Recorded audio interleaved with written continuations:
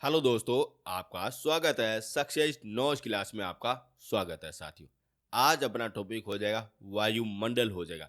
यहाँ से आपकी क्वेश्चन पूछे जाते हैं जो आपका सही होने वाला है, क्योंकि मैं आपको अच्छी तरह से डायग्राम के आधार पर अच्छे अच्छे उदाहरण देके आपको सब कुछ आपको समझा दूंगा साथियों। और आपको दावे के साथ कहता हूँ, यदि आपका एग्जाम में कोई भी क्वेश्चन यहाँ से आ गया तब आपका बाहर नहीं जाएगा, इतना मेरा चैलेंज है साथियों। यदि आप हमारे चैनल में पहली बार आए हो तो चैनल को जरूर से जरूर सब्सक्राइबर कर देना, क्योंकि मैं आपको यूट्यूब में सब कुछ आपको फ्री ऑफ कॉस्ट पढ़ाता हूँ साथियों। अब देखते हैं वायुमंडल। आखिर ये वायुमंडल है क्या चीज, पहले अपन बेसिक जानकारी देख लेते हैं। वायु का मतलब होता है गैस होता है, और मंडल का मतलब होता है आवरण होता है। यानी कि पृथ्वी के चारों तरफ से गैस का आवरण क्या कहलाता है? वायुमंडल कहलाता है। अब ये सर कहाँ पे है वो मैं आपको बताता हूँ। ये अपने हो रही पृथ्वी, देख सकते हो, ये अपने हो जाएगी पृथ्वी हो जाएगी, और ये क्या हो जाए अंतरिक्ष हो जाएगा। और इनके बीच में ये देख रहे पांच गोर पड़ते, ये क्या हो जाएगी वायुमंडल हो जाएगी साथियों। और यह इसी को ही कहते हैं वायुमंडल कहते हैं, गैस का आवरण कहते हैं। और यहाँ से आपकी क्वेश्चन पूछे जाते हैं, ये क्या क्रिया करते हैं, किस तरीके से करते हैं, यहाँ से आपकी और बेसिक ही क्वेश्चन आपके पूछे जाते हैं साथियों। अब ये पहला ये कार्य क्या करती है, यह अपने पृथ्वी और ये अंतरिक्ष के बीच की ये रक्षा का कार्य करती है। यानी कि अंतरिक्ष में जो भी आपकी घटनाएं होती है, जैसे मान लीजिए ये अगर उल्का पिंड गिर रहा है तो इनको ये बचाने का कार्य कौन करती है? ये वायुमंडल ही करता है। जैसे मान लीजिए यहाँ पे कुछ अगर ऐसी कोई घटना हो गई जो अपने पृथ्वी पर प्रभाव हो रहा है, लेकिन इनको बचाने का कार्य कौन करती है? यह वायुमंडल ही करती है साथियों। अब ये किससे ये बने हुए होते हैं? और ये बने होते हैं गैस, जलवाष्प और धूल के कणों से ये बने हुए होते हैं साथियों। और ये भी आपका पूछा जाता है कि वायुमंडल का किसका ये मिश्रण हो जाएगा, तो ये गैस, जलवाष्प और धूल के कणों का ये मिश्रण हो जाता है साथियों। वेरी इंपॉर्टेंट है, ये आपका बेसिक रूप से आपको ये जानकारी होनी चाहिए साथियों। अब देख लेते हैं आखिर इनकी ये संरचना किसके आधार पर हुई है। ये मुख्य रूप से तीन के आधार पर हुई है। पहली हो जाएगी गैस हो जाएगी, दूसरी हो जाएगी जल वाष्प हो जाएगी, और तीसरा हो जाएगा धूल के कण हो जाए। ये सारे के सारे तीनों एक जगह मिलके वगैरह वायुमंडल का निर्माण करते हैं साथियों। और ये मिलके वगैरह अपनी अगर ये रक्षा करते हैं साथियों। अब ये किस तरीके से करते हैं वो अपन जान लेंगे। पहले अपन देखते हैं आखिर ये गैस अपने कौन सी वायुमंडल में होती है, जहां से आपकी क्वेश्चन पूछे जाते हैं। अब यहाँ पे लिखा हुआ गैस, गैस कौन सी हो सकती है? जैसे आपकी ऑक्सीजन हो सकती है, नाइट्रोजन हो सकती है, ऑर्गन गैस हो सकती है, हीलियम गैस हो सकती है, नियात गैस हो सकती है। ऐसी अनगिनत आपकी गैस उगर हो सकती है, जो सारी सारी अपने कहाँ में मिलती है? ये अपने वायुमंडल में मिलती हैं साथियों। और यहाँ से आपका पहला ही क्वेश्चन आपका पूछा जाता है साथियों। वेरी इंपॉर्टेंट है, जो मैं आपको बताऊंगा ना, वहां से आपका 100% आपका क्वेश्चन आपका फंसने वाला है साथियों।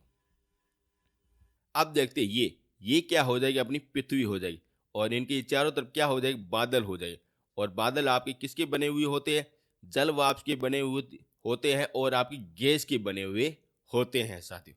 अब यहाँ पे कौन सी गैस होती है, कितने प्रतिशत होती है, क्या इनका यूज किया जाता है, यहाँ से आपके अगर क्वेश्चन आपके पूछे जाते हैं। जो भी मैं आपको अगर फैक्ट बता रहा हूँ वो सारे सारे एनसीईआरटी बुक से लिया गया है साथियों। और मैं सारे सारे ये कवर भी कराता हूं साथियों। पहले अपन गैस देख लेते हैं, नाइट्रोजन गैस के बारे में देख लेते हैं। जो अपने अगर प्रतिशत में कितना हो जाएगा? 78.084% हो जाएगा साथियों। पहला ही क्वेश्चन पूछा जाता है कि वायुमंडल में सबसे अधिक गैस कौन सी हो जाती है, तो ये नाइट्रोजन हो जाती है। कितना प्रतिशत होती है? जो आपके सामने पड़ा है साथियों। वेरी इंपॉर्टेंट, पहला ही क्वेश्चन आपका पूछा जाता है। जो मैं आपको क्वेश्चन बता रहा हूं वह आप अगर नोट कर देना, यहाँ से आपकी क्वेश्चन फंसने वाले हैं। अब देखते हैं ये कहाँ तक इनका ये विकास मिलता है साथियों। ये अपने मिलता है 100 किलोमीटर की ऊंचाई पे मिलता है। यानी कि ये अपने रही पृथ्वी, और यहाँ पे मान लीजिए ये अपने हो जाएगा 100 किलोमीटर हो जाएगा। और यहाँ तक अपने क्या हो जाएगी? नाइट्रोजन गैस हमने देखने को मिलती है साथियों। और इसके ऊपर ये कभी भी नहीं होती है साथियों। और ये भी आपका पूछा जाता है कि नाइट्रोजन गैस अपने पृथ्वी से कितनी ऊंचाई पर होती है, तो ये 100 किलोमीटर तक ये होती हैं साथियों। इसके ये ऊपर यह नहीं होती हैं। अब देखते हैं इसका प्रयोग। आखिर ये गैस और क्या इनका यूज किया जाता है। ये अपने वनस्पति जीव और विकास के लिए इनका किया जाता है। और ये भी आपका क्वेश्चन पूछा जाता है, यानी कि ये तीनों की तीनों लाइन है ना, यहाँ से आपके क्वेश्चन आपके पूछे जाते। वेरी वेरी इंपॉर्टेंट है। और इसी के आधार पर मैं आपको नोट्स किया है ना, सब कुछ आपको बता देता हूँ। अब चलते हैं आगे। अब देखते हैं ऑक्सीजन गैस ये कहाँ पे हो जाएगी। ये आपके सामने यहाँ पे ये मिक्स में हो जाती है सारी। और ये कितना प्रतिशत होता है, ये 20.94% होता है सारे, यानी कि 20.94% होता है। और ये अपनी ऊंचाई पर कितनी होती है, ये आपकी ऊपर 100 किलोमीटर होती है। कहीं कहीं पर ये लिखा हुआ होता है 120 अपने किलोमीटर लिखा हुआ होता है साथियों। ये भी आपको चीज पर नोट कर देना साथियों, ठीक है ना। कितने प्रतिशत होता है, 20.94% होता है। जो अपनी पृथ्वी से कितनी ऊंचाई पर होता है, कहीं कहीं पर 100 किलोमीटर लिखा हुआ है और कहीं पे अपने ऊपर 120 किलोमीटर लिखा हुआ है साथियों। ये भी आप चीज नोट करना। अब इनका यूज क्या किया जाता है, ये अपने को श्वसन के लिए यूज आता है। जो भी आप अगर मानव जीव है वो सारे सारे ऑक्सीजन गैस का प्रयोग करते हैं। और ये ज्वलनशील ये पदार्थ भी होता है साथियों। ये इनका यूज वगैरह किया जाता है, यानी कि ये आपके सामने वगैरह 6 लाइनें रही और ये इम्पोर्टेंट आपके लिए लाइनें हैं, ठीक है ना। साथ साथ में आप जरूर से जरूर लिख लेना कितना प्रतिशत होता है, कितनी ऊंचाई पर होता है और क्या इनका यूज किया जाता है। आगे चलते हैं। अब देखते हैं ऑर्गन गैस देख लेते हैं। इनका प्रतिशत हो जाएगा 0.934% हो जाता है, यानी कि ये अपने तीसरे नंबर पर आ जाएगी। पहली कौन सी हो जाएगी, नाइट्रोजन, दूसरी ऑक्सीजन हो जाएगी और तीसरे नंबर पर आती है ऑर्गन गैस आ जाती है, जो आपकी पृथ्वी के 125 किलोमीटर तक होती हैं साथियों। और इनका यूज क्या किया जाता है, ये आपकी बिजली के वो जो बल्ब होते हैं ना, उसमें आपकी कौन सी गैस होती है, ये ऑर्गन गैस होती हैं साथियों। और ये आपके साइंस के आधार पर ही पूछा जाता है कि बिजली के बल्ब में कौन सी गैस का प्रयोग किया जाता है, तो ऑर्गन गैस का प्रयोग किया जाता है साथियों, ठीक है ना। इंपॉर्टेंट क्वेश्चन है, पूछा जाता है। अब चलते हैं आगे। अब देखते हैं CO2 यानी कि कार्बन डाइऑक्साइड के बारे में देख लेते हैं। इनका प्रतिशत बिल्कुल कम होता है साथियों, जो आपकी चौथे नंबर पर मिलती है और यह हो जाएगा 0.0314% होता है साथियों, जो आपकी चौथे नंबर पर देखने को मिलती है। और इसका यूज क्या किया जाता है, यही प्रकाश संश्लेषण में किया जाता है। और ये भी आपका लिए पूछा जाता है साथियों। यदि आपसे अगर ये क्वेश्चन पूछा जाए कि वायुमंडल में मुख्य गैसें कौन सी होती है, और ये चारों की चारों अपनी मुख्य गैसें होती हैं साथियों, जो ज्यादातर प्रतिशत अपने देखने को मिलता है, यह हो जाएगी नाइट्रोजन गैस, और ये अपने ऑक्साइड गैस, और ये ऑर्गन गैस, और ये CO2 गैस होती है साथियों। वेरी इंपॉर्टेंट है, ये अपनी मुख्य गैस हो जाती है साथियों। और इसके अलावा 4-5 और अपनी गैसें होती है जो भी अपने रोल अदा करती है, वो भी अपन देख लेते हैं। नेक्स्ट हो जाएगी नियात गैस हो जाती है। कितना प्रतिशत होता है, आपके सामने ये पड़ा साथियों। आपका क्वेश्चन पूछा जाता है कि वायुमंडल में कौन सी गैस का कितना प्रतिशत होता है साथियों। वेरी इंपॉर्टेंट है। कभी आपको आरोही क्रम में पूछा जाता है, कभी आपको अवरोही क्रम में पूछा जाता है, या आपको प्रतिशत दिया जाता है, उनको आपको मिलान करना पड़ता है। आपका वेरी इंपॉर्टेंट क्वेश्चन है, पूछा जाता है।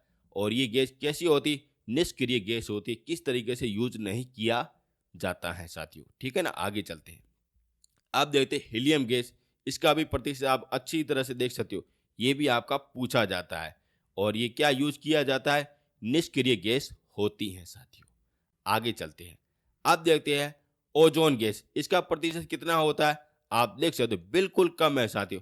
और इसका कार्य क्या होता है, जो आपकी सूर्य के द्वारा जो भी आपकी पराबैंगनी किरणें आती हैं, उनको ये रोकने का कार्य करती है, अवशोषण का कार्य करती है।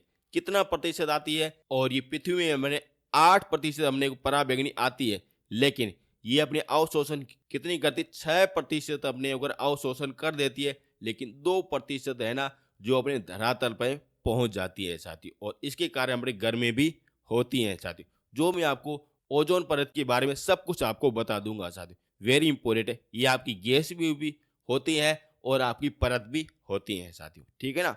आगे चलते हैं। अब देखते हैं हाइड्रोजन गैस के बारे में, ये पढ़िए आपके इतना प्रतिशत होता है और इससे को पानी का निर्माण किया जाता है साथियों। और कुछ अपने और भी गैस होती है, जैसे आप ये सारे कुछ हुआ देख सकते हो, ये सारे सारे अपने वायुमंडल में होती हैं साथियों। और यह सारी को गैसें को मिल के अपने वायुमंडल का निर्माण करती हैं, अलग अलग प्रकार से अपनी को रक्षा करती है, सुरक्षा करती है, उपयोग में की जाती है, कितने किलोमीटर में होता है, किस प्रकार से यूज किया जाता है, यहीं से आपके और ये क्वेश्चन आपके पूछे जाते हैं साथियों। वेरी वेरी इंपॉर्टेंट है। अब आपका गैस के आधार पर इससे अगर आपका टॉपिक है कोई भी बाहर नहीं जाएगा साथियों। और ये सारे सारे फैक्ट आपको मैंने एनसीईआरटी बुक से सारा कुछ आपको बता दिया है साथियों। वेरी इंपॉर्टेंट है। और ये चारों के चार गैस है ना, ये आप जरूर से जरूर आपको देख के जाना। यहाँ से है ना आज तक और क्वेश्चन को पूछे गए हैं साथियों, ठीक है ना, पूछा जाता है सर, क्या इनका यूज किया जाता है, कितना प्रतिशत होता है, क्या इनका क्रम हो जाएगा, सबसे ज़्यादा कौन सी होती है, सबसे कम कौन सी होती है, कौन सी आपका किस तरीके से यूज किया जाता है, यहीं से आपके वो क्वेश्चन पूछे जाते हैं साथियों, जो मैं आपको बता दिया है साथियों। यदि यहाँ तक देख रहे हो तब आपको मेरा कंटेंट अच्छा लगा होगा, तो इस चैनल को जरूर से जरूर सब्सक्राइब कर देना और शेयर जरूर से जरूर कर देना। अब देखते हैं जल वाष्प के बारे में, देख लेते हैं साथियों। अब ये चीज़ क्या होती है वो मैं आपको सिंपल भाषा में बता देता हूँ।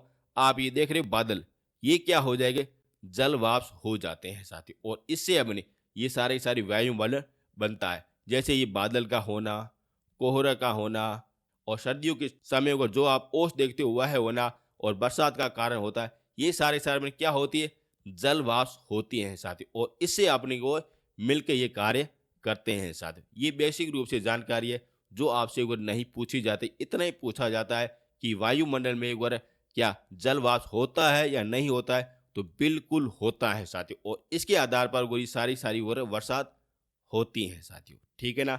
डोंट वरी रहो, आपका यही आपका क्वेश्चन आपका पूछा जाता है। आपको पता होना चाहिए कि वायुमंडल में जल वाष्प की मात्रा वगैरह होती है, लेकिन सर्वाधिक मात्रा अपने गैस की होती है। आगे चलते हैं। आप देखते हैं धूल के कण, वेरी इंपॉर्टेंट है। आप कभी भी अगर शाम के समय अगर जाते हो तब आप देखते हो कि हवा में आपके धूल के कण होते हैं, और वही आप अगर समझ लेना कि अपने क्या हो रहा है, वायुमंडल आपको दिखाई दे रहा है साथियों। और इस तरीके से आप ये वायुमंडल में धूल के कण अपने सारे सारे होते हैं साथियों। और इसी तरीके से आपका पूछा जाता है कि वायुमंडल किससे बनता है, गैस से बनता है, जल वाष्प से बनता है और धूल के कणों से, ये तीनों से ये बनता है साथियों।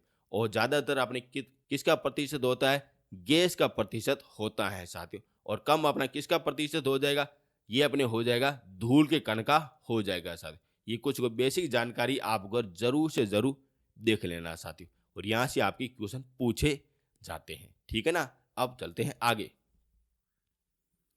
अब देखते हैं वायुमंडल में कुछ गुण अपने परतें होती हैं साथियों, ठीक है ना। ये आपके लिए मोस्ट इंपोर्टेंट है। यहाँ से आपके क्वेश्चन आपके पूछे जाते हैं। यदि आपका क्वेश्चन गैस के आधार पर पूछा जाता है, नहीं तो आपको दूसरा क्वेश्चन आपके वायुमंडल की परत के आधार पर पूछा जाता है। आप ये देख सकते हो, ये अपनी क्या हो जाएगी, पृथ्वी हो जाएगी। और इसके ऊपर ये 5 प्रकार की परतें होती है साथियों, जो अलग अलग कार्य करती हैं साथियों। और अलग अलग अपनी दूरी पर होती है, कितनी दूरी पर होती है, क्या क्या कार्य करती है, किस प्रकार से अपनी को रक्षा करती है, उसी के आधार पर आपका क्वेश्चन ये पूछा जाता है साथियों। जैसे आप ये देख सकते हो, ये हो जाएगी सौर मंडल हो जाएगी, जो सबसे पहली मंडल होती है। फिर उसके बाद में होती है समताप मंडल होती है। फिर उसके बाद में होती है मध्य मंडल होती है। फिर उसके बाद में होती है ताप मंडल होती है। फिर उसके बाद में बाहरी मंडल होती है। यानी कि ये कुल रूप से 5 प्रकार की परतें होती है, जो आपको ये जानकारी होनी चाहिए। और ज़्यादातर आपका क्वेश्चन इसी के आधार पर पूछा जाता है, जो मैं है ना आपको सब कुछ आपको बेहतरीन तरीके से सब कुछ आपको बता दूंगा साथियों। आपको इतना रखना है, तसल्ली के साथ सुनना है, सब कुछ अगर आपको याद होने वाला है साथियों, ठीक है ना। अब यहाँ से आपका क्वेश्चन क्या पूछा जाता है वो भी मैं आपको बता देता हूँ। यहाँ से आपका क्रम के अनुसार पूछा जाता है कि सबसे पहली परत कौन सी हो जाएगी, जो आपके पृथ्वी की सबसे नजदीक कौन सी हो जाएगी, सौर मंडल हो जाएगी। फिर उसके बाद में समताप मंडल हो जाए। फिर उसके बाद में मध्य मंडल हो जाए। फिर ताप मंडल हो जाए और फिर बाहरी मंडल हो जाए। ये आपको क्रम भी आपको अच्छी तरह से नोट करना है साथियों। यहाँ से भी आपका क्वेश्चन पूछा जाता है। अब मैं आपको एक एक मंडल के आधार पर आपको सब कुछ आपको बताने वाला हूं साथियों, ठीक है ना। अच्छी तरह से नोट्स बना देना, यहाँ से आपका क्वेश्चन एक भी बाहर नहीं जाएगा। अब देख लेते हैं सौरमंडल के बारे में सब कुछ अगर अपन देख लेते हैं साथियों। यहाँ से आपका किस तरीके से क्वेश्चन पूछा जाता है, क्या क्या क्वेश्चन पूछा जाता है, किस तरीके से नोट्स बनाए जाते हैं, सब कुछ मैं आपको बताने वाला हूँ साथियों। पहले देखते हैं इसका उपनाम अपन देख लेते हैं। उपनाम क्या हो जाएगा? परिवर्तन मंडल हो जाएगा, सहन मंडल हो जाएगा और अधो मंडल हो जाएगा साथियों। ये इनके 3 नाम है ना, इनको आप अच्छी तरह से नोट कर देना साथियों। यदि आपकी ऑप्शन में सौर मंडल नहीं आए तो इन तीनों में से कोई भी आपका नाम आ सकता है साथियों, और ये आपके लिए इम्पोर्टेंट क्वेश्चन बन सकता है, क्योंकि ज़्यादातर ये बच्चों को नहीं पता है साथियों। मुझे पता है ज़्यादातर ये बच्चों को नहीं पता है साथियों। अब देखते हैं नेक्स्ट। और वायुमंडल का लगभग 75% भार अपने किसके ऊपर होता है? सौरमंडल पर होता है साथियों। जिस प्रकार आपके शरीर का पूरा भार किसके ऊपर होता है? पैरों के ऊपर होता है। क्यों होता है? क्योंकि ये सर्वाधिक अपने नीचे हो जाता है। उसी प्रकार आपके ऊपर वायुमंडल का 75 भार अपने किसके ऊपर हो जाएगा? जो आपके सर्वाधिक नीचे है ना, जिसे कहते हैं सौरमंडल, उसके ऊपर हो जाता है साथियों। वेरी इंपॉर्टेंट क्वेश्चन है, आपका पूछा जाता है। जो भी मैं आपको लाइन वगैरह लिखा रहा हूँ, बता रहा हूँ, वहाँ से आपके 100% आपके क्वेश्चन पूछे गए साथियों, वही मैं आपको बता रहा हूँ साथियों। आगे चलते हैं। आप देखते हैं पृथ्वी की सतह से ये कितने किलोमीटर ऊपर तक है साथियों। यानी कि ये आप देख रहे हो पृथ्वी, इनकी सतह से एक लगभग 8 या 18 किलोमीटर के बीच में इनका ये दायरा होता है। यानी कि ऐसी परत होती है। यानी मान लीजिए ये अपनी क्या हो गई? पृथ्वी हो गई साथी। और इस तरीके से परत होती है। यानी कि इतनी मोटी परत होती है, ये पहली परत हो जाती है और उसे कहते हैं सौरमंडल कहते हैं। और इनकी दूरी कितनी होती है? 8 से 18 किलोमीटर के बीच में इनकी दूरी होती है साथियों। फिर उसके ऊपर अगर अपने ऊपर समताप मंडल आ जाता है साथियों। आपका पूछा जाता है कि सौरमंडल की पृथ्वी की सतह से कितनी अपनी दूरी हो जाएगी? यह हो जाती है 8 से 18 किलोमीटर हो जाती है साथियों। और ये भी आपका क्वेश्चन पूछा जाता है। और ये भी आपका पूछा जाता है कि ध्रुव से कितने किलोमीटर होता है और भूमध्य रेखा है वहां से आपके कितने किलोमीटर होता है, ये भी आपका पूछा जाता है। जैसे आपका पूछा जाता है कि ध्रुव से कितने किलोमीटर हो जाएगा? 8 किलोमीटर हो जाएगा। अब ध्रुव कहाँ पे? ये आप देख सकते हैं, ये उत्तर वाला पॉइंट रहा, ये आपका दक्षिण वाला पॉइंट रहा। यहाँ से केवल 8 किलोमीटर हो जाता है। ध्यान से समझना, केवल 8 किलोमीटर हो जाता है। लेकिन ये अपनी रही विषुवत रेखा, यहाँ से कुछ ज़्यादा किलोमीटर हो जाएगा और ये अपने हो जाएगा 18 किलोमीटर हो जाता है। यानी कि ध्रुव से बिल्कुल इनकी दूरी कम हो जाती है और विषुवत रेखा में इनकी दूरी ज़्यादा हो जाती है। यानी कि आप अगर बोल सकते हो कि विषुवत रेखा पर ज़्यादातर अपने ऊपर मोटाई देखने को मिलती है, लेकिन ध्रुव पे आपको मोटाई देखने को नहीं मिलती है साथियों। इस तरीके से आप अगर समझ सकते हो। जैसे यहाँ पर नेक्स्ट पॉइंट लिखा गया है कि औसत आयु कितनी हो जाएगी? यह हो जाएगी 13 किलोमीटर हो जाती। यानी कि चारों पॉइंट है ना, आपकी अगर ऊंचाई के आधार पर पूछा जाता है साथियों। सिंपल सा क्वेश्चन पूछा जाता है कि सौरमंडल की ध्रुव पे कितनी ऊंचाई होती है। वेरी इंपॉर्टेंट क्वेश्चन, आपका एडवांस लेवल का क्वेश्चन है, पूछा जाता है। कितना हो जाएगा? 8 किलोमीटर हो जाएगा। और विषुवत रेखा से अपने कितने किलोमीटर हो जाएगा? 18 किलोमीटर हो जाएगा। और औसत ऊंचाई कितनी होती है? 13 किलोमीटर हो जाती है।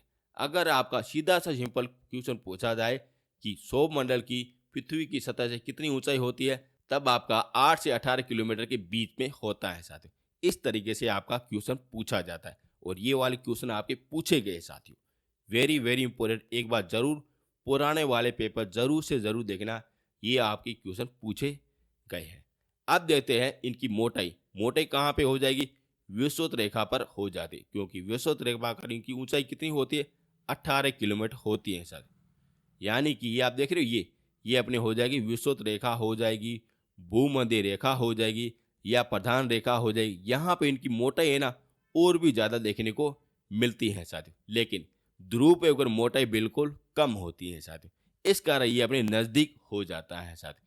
यही कारण है मोटाई के आधार पर इनकी दूरी भी अपने ऊपर अलग अलग दिखाई देती है साथियों। ये भी आप और समझ लेना साथियों, ठीक है ना। आगे चलते हैं। अब देखते हैं, ये वायुमंडल की सबसे निचली परत होती है और ये सबसे महत्वपूर्ण अपनी परत होती है साथियों। अब महत्वपूर्ण क्यों होती है? क्योंकि यहाँ पे आपकी जितने भी आपके ऊपर हवाएं चलती है, बरसात होती है, तूफान आता है, लहरें चलती है, जो सारी सारी घटनाएं कहाँ पे होती है, यहीं पे अपने सौरमंडल में होती हैं साथियों। Very important. जैसे भी आप अगर पृथ्वी में जो भी आप घटनाएं देख रहे हो, आज के समय देख रहे हो, जैसे अब सर्दी हो रही है तो ऋतु परिवर्तन हो रही है, तो किसके मंडल में हो रही है? सौरमंडल में हो रहे हैं साथियों। यदि बरसात हो रही है तो सौरमंडल के आधार पर होती है, यदि बादल बन रहे हैं तो सौरमंडल के आधार पर होते हैं साथियों। यदि ठंडी हवा चल रही है, गर्म हवा चल रही है, तो किसके मंडल में होती है? सौरमंडल में होती है। इस कारण ये आपके लिए वेरी इंपॉर्टेंट आपकी परत बन जाती है, और इसे अपने जीवन की परत भी कहते हैं। ये भी आप चीज़ अगर नोट कर देना साथियों, अभी मेरे को याद आया, इसे अपने जीवन की परत भी कहते हैं। ये इनका वगैरह चौथा नाम भी हो जाएगा साथियों, और ये आपका एक बार ऑप्शन में दिया गया था। आगे चलते हैं। अब देखते हैं, जब ये पृथ्वी से अपने 165 मीटर अपने ऊपर जाता है तब क्या होता है? 1% टेम्परेचर बढ़ जाता है साथियों। अब ये चीज़ क्या है वो मैं आपको बता दूं। मान लीजिए ये अपनी पृथ्वी है, और यहाँ पे अपने टेम्परेचर कितना? 30 सेंटीमीटर टेम्परेचर है। यदि कोई अगर विमान है, यदि यहाँ पे ये चला गया 165 मीटर अपने ऊपर वगैरह चला गया, तब क्या होता है? यहाँ जो इनका टेम्परेचर में कमी आ जाएगी, यानी कि यहाँ पे हो जाएगा 29% हो जाता है साथियों। इस कारण आप अगर अच्छी तरह से समझ लेना, जो भी आपके पहाड़ होते हैं ना, जैसे अपने हो गया हिमालय पर्वतमाला, जो आपके इस तरीके से हिमालय पर्वतमाला है, कैलाश पर्वतमाला है, जैसे जैसे कोई पर्वतारोही ऊपर जाता है तब क्या होता है? ऑक्सीजन की कमी होती है, और ऊपर उगर बर्फ उगर देखने को मिलती है साथियों। क्या कारण होता है? यही कारण होता है, सौरमंडल होता है। यहाँ पे 165 मीटर अगर ऊपर जाने पे 1% की कमी आ जाते, यानी कि उन वहाँ पे सर्दी होने लग जाती है साथियों। और ये वेरी इंपॉर्टेंट है, आपका पूछा जाता है साथियों, वेरी इंपॉर्टेंट। ये आपका एक बार आपका 100% आपका पूछा ही जाएगा कि पृथ्वी से 165 मीटर ऊपर जाने में कितने प्रतिशत की कमी आती है? 1 सेंटीमीटर की कमी आती है साथियों। ये आपका क्वेश्चन आपका पूछा जाता है। ये रहा अगर 165 मीटर रहा, यदि आपका 1000 मीटर आ जाए तब क्या हो जाएगा?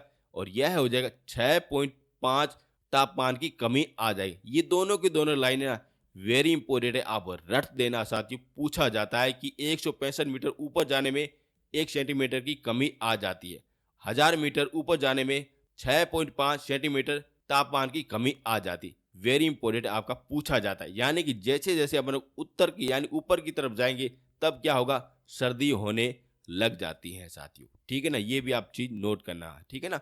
ये भी आपका पूछा जाता है।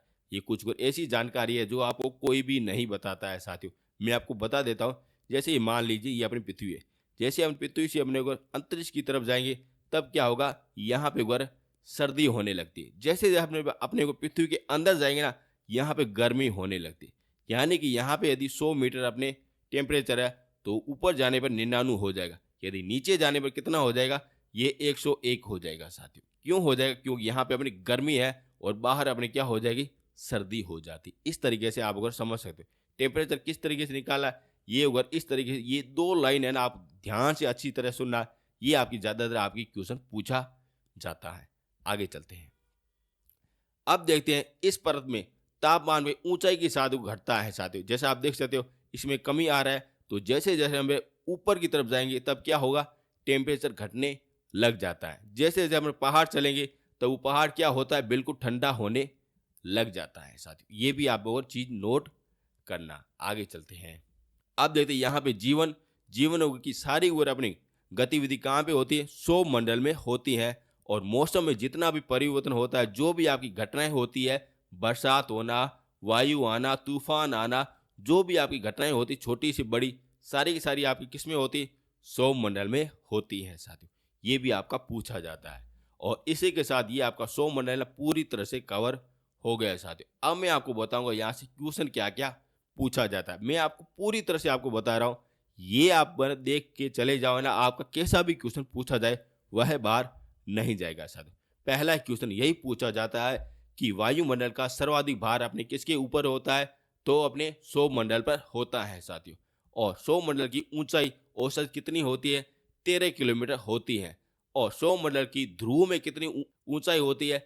8 किलोमीटर होती है। और विषुवत रेखा पर कितनी किलोमीटर होती है? 18 किलोमीटर होती है। यदि आपका अगर ऑप्शन में सौरमंडल नहीं आए तब ये तीनों में से नाम कोई भी आ सकता है साथियों।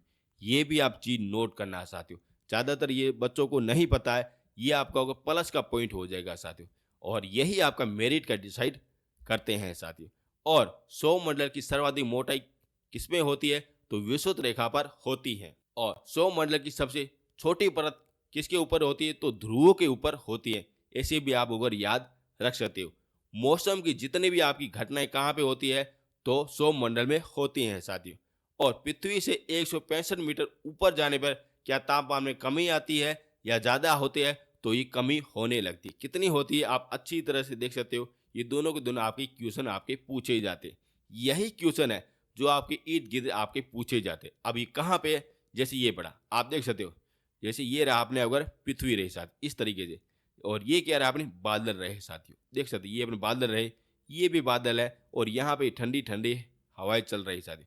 और जैसे अपने ये ऊपर की तरफ जा रहे हैं तब क्या हो रहा है? यहाँ पे गर्मी हो रही है। फिर अपने यहाँ पे क्या हो रहा है? बिल्कुल बर्फ का टुकड़ा बन गया, यानी कि यहाँ पे क्या हो रहा है? टेम्परेचर की कमी हो रही है साथियों। इस कारण ये बर्फ का टुकड़ा बन गया है साथियों। और ये आप अगर इमेज से अगर अच्छी तरह से समझ सकते हो, इस तरीके से होता है साथियों।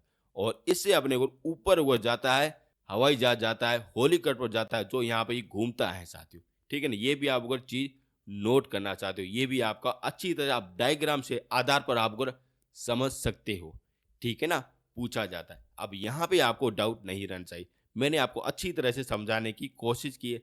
आई होप आपको अच्छी तरह से समझ में आया होगा। अब चलते हैं आगे। अब ये धूल के कारण ये बादल बनना, ये मैंने आपको बता दिया। और ये तूफान का आना, बारिश का आना, ये सारे के सारे मौसम के परिवर्तन इसमें ही होता है। ठीक है ना? आगे चलते हैं। अब देख लेते हैं समता मंडल के बारे में देख लेते हैं। ये आप देख सकते हो, ये अपने क्या हो जाए? सौरमंडल हो जाए। यहाँ से अपन जैसे ऊपर की तरफ जाते हैं तब क्या आ जाता है? समता मंडल।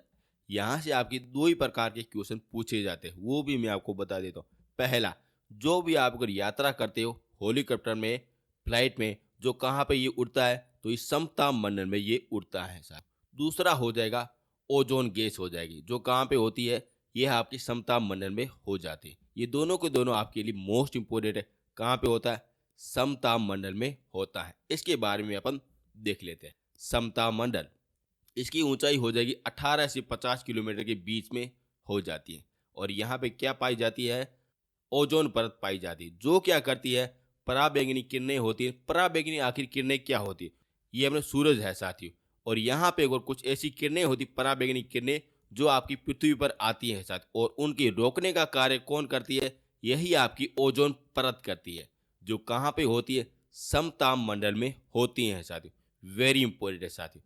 और यहाँ पे किसी भी तरीके से मौसम का परिवर्तन नहीं होता है। इस कारण यहाँ पे वगैरह वायु जेट वगैरह सारे कुछ वगैरह उड़ाए जाते हैं, क्योंकि यहाँ पे किसी भी तरीके से मौसम का परिवर्तन नहीं होता है। इस कारण यहाँ पे वायु यात्रा की जाती है, फ्लाइट वगैरह सारे कुछ वगैरह यहाँ पे चलाए जाते हैं साथियों।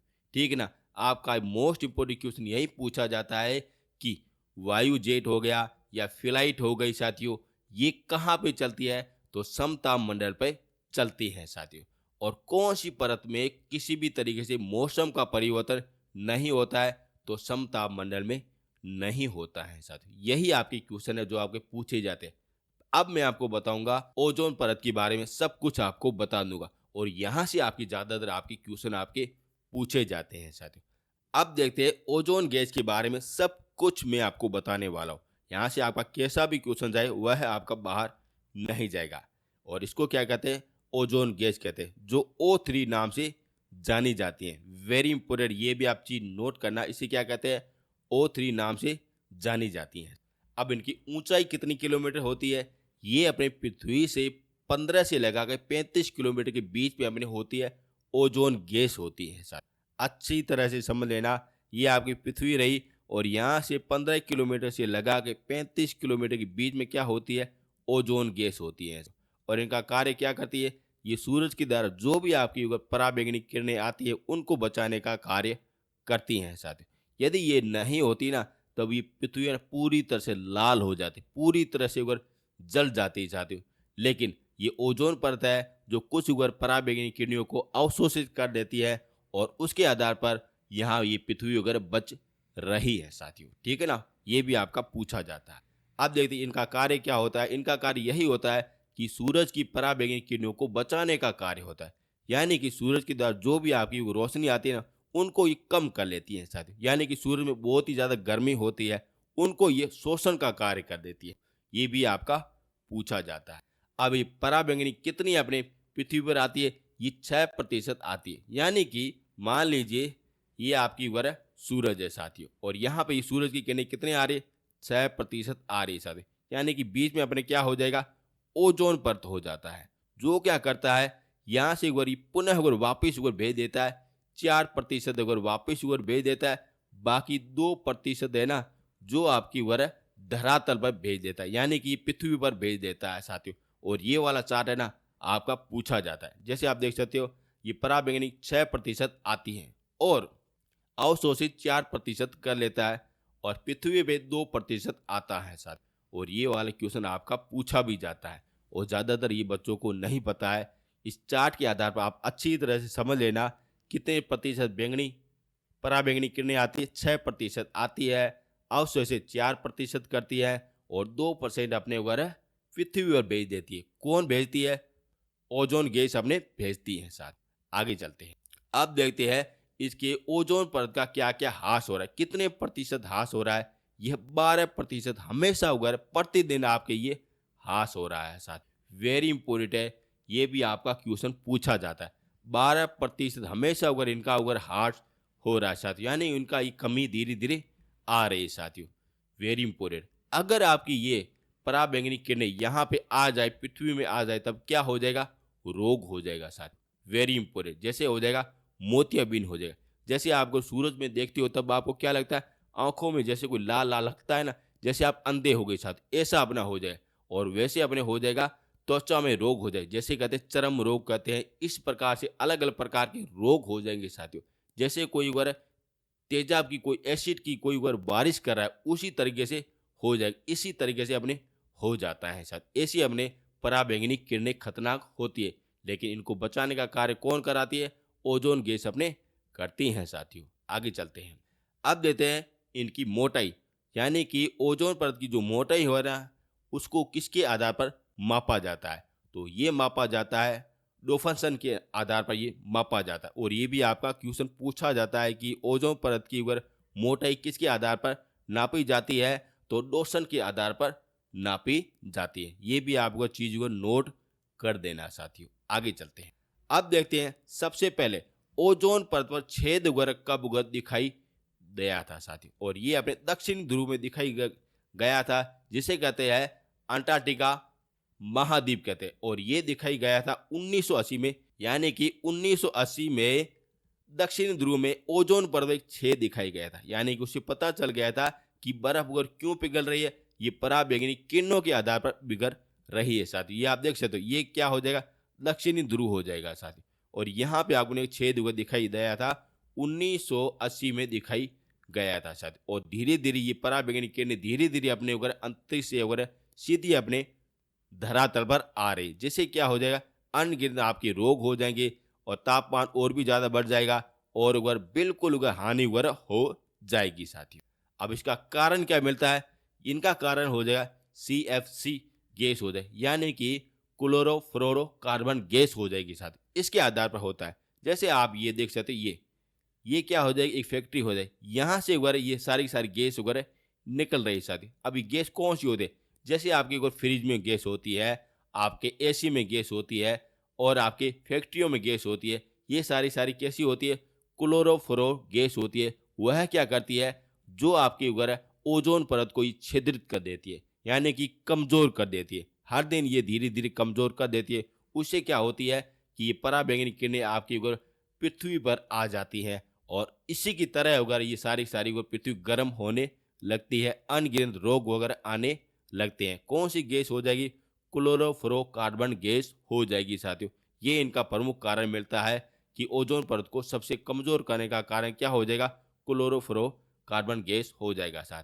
जब ये 1980 में ये छेद वगैरह देखा गया, तब वगैरह लोगों ने क्या किया? अपने विश्व में किया गया, एक सम्मेलन का गठन किया गया। वो आपका पूछा जाता है, और वह किया था 1987 में किया गया था। और वो कनाडा में किया गया था। और उसका यह किया गया कि जो गैस है क्लोरोफ्लोरो, इसका बिल्कुल प्रतिबंध किया जाए साथियों।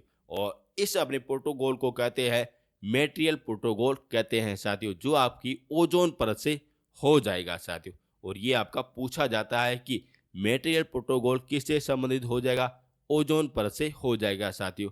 और ओजोन परत को कौन सी गैस अपने ऊपर हार्श करती है? तो क्लोरोफ्लोरोकार्बन गैस करती है साथियों। और आपका ये भी पूछा जाता है कि ओजोन दिवस कब बनाया जाता है? 16 सितंबर को बनाया जाता है साथियों। यही क्वेश्चन है जो आपकी ज़्यादातर आपके क्वेश्चन पूछे जाते हैं। यहाँ से आपके बाहर नहीं जाएगा, इतना मैं आपको दावे के साथ कहता हूँ साथियों। कितने किलोमीटर हो जाएगा पृथ्वी से? 15 से 35 किलोमीटर हो जाएगा। और पराबैंगनी किरणें कितनी आती है? 6% आती है। अवशोषित करती है 4% करती है। और पृथ्वी में हमें 2% आती है। और हर हमेशा अगर ओजोन परत अगर 12% की ह्रास होती है। यदि आपकी अगर ओजोन परत नहीं हो जाए, उसे क्या हो जाएगा? मोतियाबिंद हो जाएगा और आपकी त्वचा रोग हो जाएगा, अनगिनत प्रकार के रोग हो जाएंगे, गर्मी हो जाएगा और फसलें आपकी सारी की सारी जल जाएगी साथ। इसी तरीके से होता है। और इनकी मोटाई किसके आधार पर नापी जाती है? रोशन के आधार पर नापी जाती है। और पहला अपना ओजोन परत में छिद्र देखा गया था 1980 में देखा गया, दक्षिणी ध्रुव में देखा गया था साथियों। और ये ओजोन परत को कौन सी गैस अपने हार्श पहुंचाती है? तो ये क्लोरोफ्लोरोकार्बन गैस आपके हार्श दे जाती है साथियों।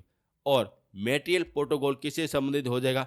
ओजोन परत से हो जाता है। और ओजोन परत दिवस कब मनाया जाता है? 16 सितंबर को बनाया जाता है साथियों। यही क्वेश्चन है जो आपके पूछे जाते हैं साथियों। और यहाँ से आपका एक भी क्वेश्चन आपका बाहर नहीं आएगा है। इतना मेरा अनुभव है, इतना मेरा एक्सपीरियंस है, यहाँ से आपका एक भी क्वेश्चन बाहर नहीं जाएगा।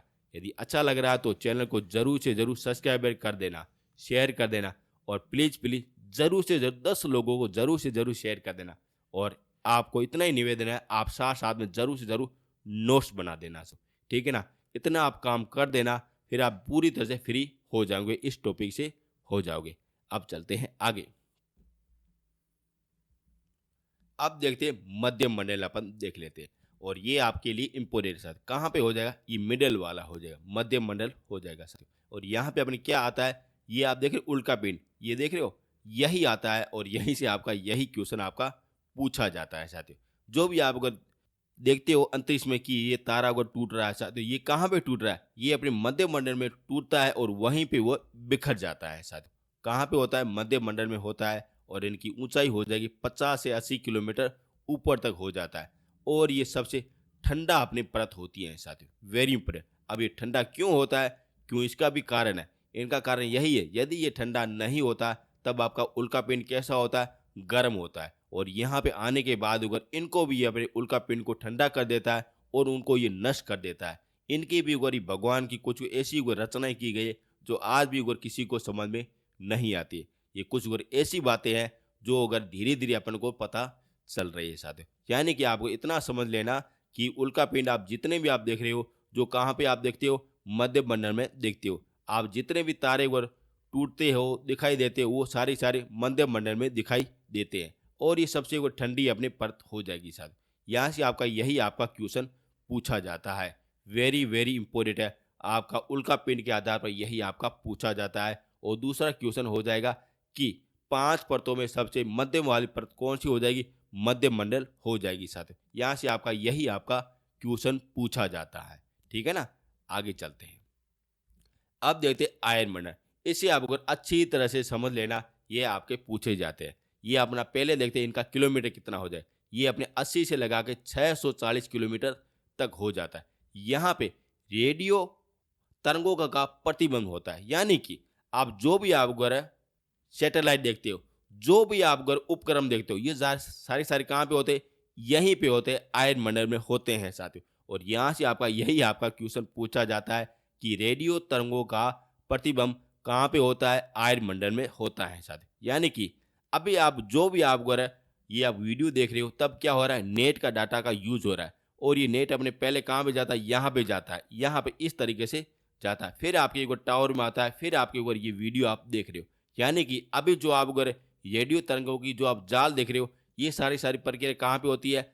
आयन मंडल में होता है साथियों। और यहीं से आपका यही आपका क्वेश्चन पूछा जाता है कि रेडियो तरंगों का प्रतिबिंब कहाँ पे होता है, तो आयन मंडल में होता है साथियों। यही आपका क्वेश्चन है जो आपका पूछा जाता है, जो आपके विद्युत के आधार पर कणों का लेन देन किया जाता है साथियों। अच्छी तरह से समझ लेना, लेन देन किया जाता है। जैसे आपका अगर कोई भी उपक्रम हो गया साथियों, जैसे आपको कोई भारत का कोई आर्यभट्ट हो गया और चंद्रमा 3 हो गया, चंद्रमा 4 हो गया, ये सारे के सारे पहले कहाँ पे घूमते, यहाँ पे अपने पृथ्वी की चारों तरफ हमें चक्कर लगाते, फिर ये धीरे धीरे ये नष्ट हो जाते हैं साथियों, ठीक है ना। और इसे अपने ये भी कहते हैं आयन मंडल को कि ये अपने अंतरिक्ष का कब्रिस्तान भी कहते हैं साथियों। क्यों कहते हैं, क्योंकि ज्यादातर अपने को कचरा यहीं पे देखने को मिलता है साथियों, ठीक है ना। ये आपके कुछ ऐसे क्वेश्चन जो आपके कभी कभार ही पूछे जाते हैं, जो इंपॉर्टेंट हो जाएगा कि रेडियो तरंगों का प्रतिबिंब ये अपने कहाँ में मिलता है, आयन मंडल को देखने में मिलता है साथ। अब देखते हैं अंतिम मंडल देख लेते हैं, जिसे कहते हैं बाहरी मंडल कह देते हैं। और ये अपने उगर अंतरिक्ष और पृथ्वी के बीच में अपने हो जाता है, यानी कि ये आप देख रहे हो, ये अपने हो जाएगा अंतरिक्ष हो जाएगा और यहाँ पे बाहरी मंडल हो जाए। इनका कार्य यही होता है कि इनको अगर अलग ये करता है साथियों। और यहाँ पे हाइड्रोजन और हीलियम गैस की कमी होने लगती है साथियों। यही आपका पूछा जाता है और कुछ भी नहीं पूछा जाता। जो मैंने आपको बताया वहीं से आपके यही आपके क्वेश्चन पूछे जाता है। ये आपकी अंतिम परत हो जाएगी जो आपको अंतरिक्ष और जीवमंडल को अलग करती हैं साथियों, ठीक है ना। अब चलते हैं आगे। अब मैं आपको बताऊंगा कुछ और एडवांस आपको क्वेश्चन बताऊंगा साथियों, जो ज्यादातर आपको नहीं आता है। जैसे आपका क्वेश्चन यही पूछा जाता है कि सौरमंडल और मध्य मंडल को कौन सा अपने मंडल जोड़ता है, तो समदाब मंडल जोड़ता है। ये भी आपका क्वेश्चन पूछा जाता है कि सौरमंडल और मध्य मंडल को कौन सा जोड़ता है, ये समदाब मंडल जोड़ता है साथियों। ये भी आपका क्वेश्चन आपका पूछा जाता है। वैसे भी मैंने आपको सौरमंडल के बारे में जो भी आपके क्वेश्चन पूछे जाते सारा कुछ आपको बता दिया है साथियों। जो भी आपकी पृथ्वी के ऊपर जो भी आपकी मौसम की जितने भी आपकी घटनाएं होती है, जो ज्यादातर अपने सौरमंडल पे होती हैं साथियों। अब देखते हैं समताप मंडल। यहाँ पे क्या होता है, जेट विमान वगैरह सारे कुछ होते हैं। ओजोन परत अपने यहीं पे अपने देखने को मिलता है। अब देखते हैं मध्य मंडल। इसमें आपके उल्का पिंड वगैरह गिरते हैं, नष्ट हो जाते हैं साथियों। अब देखते हैं तापीय मंडल अपन देख लेते हैं, या अपने वगैरह बाहरी वायुमंडल अपन देख लेते हैं। इसमें क्या होता है, जितने भी आपके उपक्रम होते हैं, जितने भी आपके रेडियो संचालन के जो भी आपके प्रतिबिंब होते हैं, जो सारे सारे कहाँ पे यहाँ पे अपने होते हैं। और ये बाहरी मंडल यानी कि पूरी तरह से बाहर होता है, जो अंतरिक्ष को अपनी पृथ्वी से अलग करता है। यही क्वेश्चन है जो आपके पूछे जाते हैं साथियों। और यहाँ से आपके एक भी क्वेश्चन बाहर नहीं जाएगा, इतना मेरा दावा है साथियों। जो मैंने आपको नोट्स बताया, जो भी मैंने आपको अच्छी तरह से समझाया, यदि आपको अच्छा लगा, यदि आपको मेरी मेहनत अच्छी लगी, यदि मेरा कंटेंट आपको अच्छा लगा, तो चैनल को जरूर से जरूर सब्सक्राइबर कर देना। जो बताया वहां से आपका एक भी क्वेश्चन बाहर नहीं जाएगा। अब आपको इतना ही करना है, आप जाइए पुराने पेपर देखिए, तब आपका 100% आपके क्वेश्चन सही होने वाले। यदि कोई आपका ऐसा कोई क्वेश्चन है जो नया मिला है, तब आपके को नोट्स में अगर ऐड कीजिए, तब आपके नोट्स अगर बिल्कुल अगर अच्छे बन जाएंगे साथियों। अब मिलेंगे नेक्स्ट वीडियो में। Thank you so much.